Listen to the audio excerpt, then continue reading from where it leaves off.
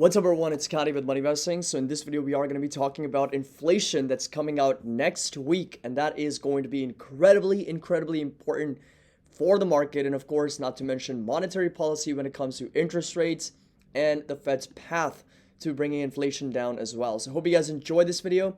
Find it helpful. If you do, make sure that you drop a like. Don't forget to subscribe to the channel. If you're just joining us for the first time, the link to our Discord and Patreon is going to be down below. The first week of the month is the best time to join. Of course, get access to all the buy and sell alerts, options alerts, trade ideas, intrinsic value spreadsheets. Everything's going to be included. So links are going to be down below if you're interested in being a part of our money investing community. So first things first, let's go over the inflation expectations. So this right here is going to be the CPI consensus for next week. There's a few different things that I definitely want to touch on.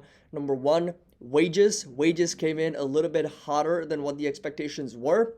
And energy prices in the month of July have been pushing higher as well. So both of these things could put a little bit of an upward pressure on inflation. So right now, month over month, the consensus is 0.2%. And year over year, we expect it to increase from 3 to 3.3%. So that's going to be that number with core for 0.2% and ex food and energy year over year. So core CPI year over year expected to stay steady at 4.8%. But the real question again is going to be how this changes with respect to interest rates and what the market starts pricing in, because right now we're expecting no more hikes. Market's pricing in higher for longer up until January of next year, up until even March of next year. That's when we see the first cut, all the way down to bringing it down to 400 to 425 basis points. That is going to be 5 to 6 cuts priced in. So 1, 2, 3, 4, 5. So 5 cuts is what the market's pricing in. And right now, of course, the market's expecting no more hikes, and we're staying here at this level at 5.25 to 5.5% for some time. So there's a very interesting report going over wage inflation. So Powell in his press conference keeps pointing at wage growth as a factor in services inflation, right? So he's been talking about how goods inflation's been coming down, but that service sector, the service inflation continues to be a bit of a problem, which is still ranging at 6.2%, that service inflation number. So we'll start with wage growth because this is interesting. Average hourly earnings of production and non-supervisory employees, the bulk of total employment, rose by 0.45% in July from June, the highest since November based on service establishments of BLS. It translates into an annualized rate of 5.5%, which is more than double than what the Federal Reserve is targeting at 2%. And these production and non-supervisory employees includes all professional workers like non-supervisory roles, including engineers, designers, doctors, nurses, teachers, office workers, salespeople, bartenders, technicians, driver, etc. And of course, this right here is the smoothed out version of that average hourly earnings on a 3-month average basis, which has obviously ticked higher pretty substantially, once again going back to the levels from November, December of last year. Now, wages that increase at an annual rate of 5.5% are great for workers, obviously because people are making more money, and they are indeed making more money right now than inflation increases, and it looks like it might keep going amid demands of huge wage increases that unions are now putting on the table across the country. But on the inflation front, obviously the annual rate of 5.5% wage growth is kind of a shocker.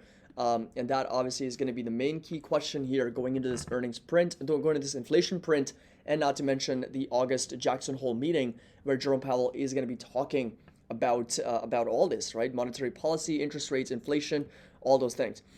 Now, year over year, average hourly earnings also rose 4.8% in July. That's an acceleration from 4.7%. By comparison, CPI of all items increased by 3% year over year. So pay increases are easily outpacing overall CPI.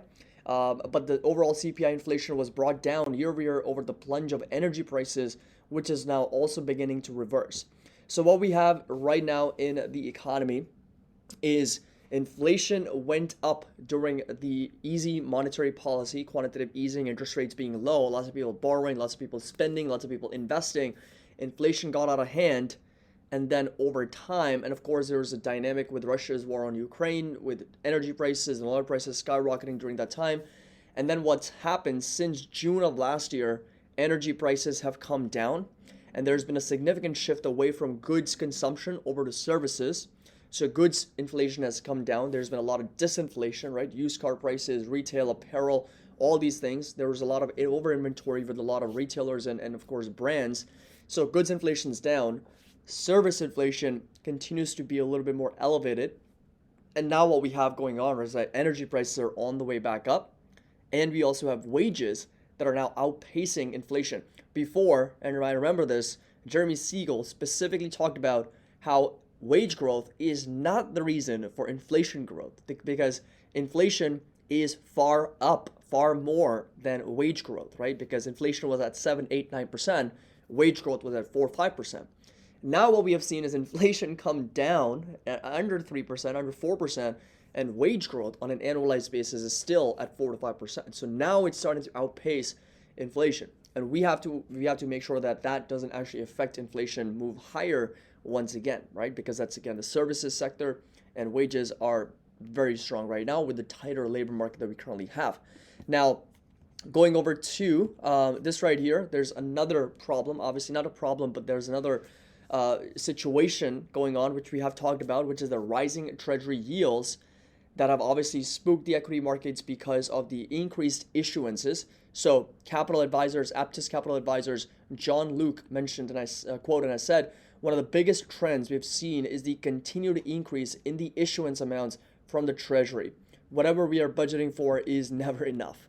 And that's exactly what I talked about in one of my other videos, that there's a lot of new issuances for treasuries from the fiscal department, which is a treasury. And then for those reasons, there's a lot of supply-demand imbalance, which is obviously creating a significant upward pressure on yields. So worsening U.S. fiscal situation caught the stock and the bond investors off guard in the past week. And now round of approaching government auctions is about to provide a crucial test for the treasuries. And that crucial test really is that whether the demand for the U.S. government debt is growing, stagnant, or declining.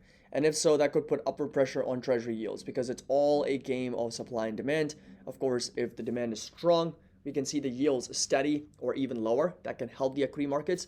But if the demand is no longer strong, if it's declining, if it's stagnated, that's obviously going to put a lot of pressure, upward pressure on yields for the treasury market, for the treasury securities. So hope you guys enjoyed this video and a complete update. Bottom line is that inflation is going to be key, obviously, next week. So if these numbers don't get hit, if we miss these numbers, if inflation comes in hotter than what the expectations are, if core comes in anything above 4.8, if headline comes in anything over 3.3, 3.2, and of course, month over month, if we see a little bit of an increase, we have to be ready because that is going to definitely not be great. If I go over to oil prices over here, what you will notice again in the month of July, it's up a little bit over 16%, right? 16% in the month of July alone. And this right here is the retail gasoline futures in the US. And in the month of July, it was up over 10% month over month, right? So that's a pretty substantial number. And I feel like that's something that people are not paying attention to enough. So that's going to be my take. Again, bottom line, if inflation comes in hotter than what the expectations are, interest rate expectations could change. And that could put more additional pressure on equities for lower, for getting us lower. And then, of course, we got to keep a close eye on the treasury auctions as well, which is going to put upward pressure on yields. So I hope you guys enjoyed this video, find it helpful. If you did, make sure that you drop a like. Don't forget to subscribe to the channel. The links to our Discord and Patreon is going to be down below. Again, the first week of the month is the best time to join. We'd love to have you on board in our Money Investing community. As always, happy investing, and I'll see you all in the next video.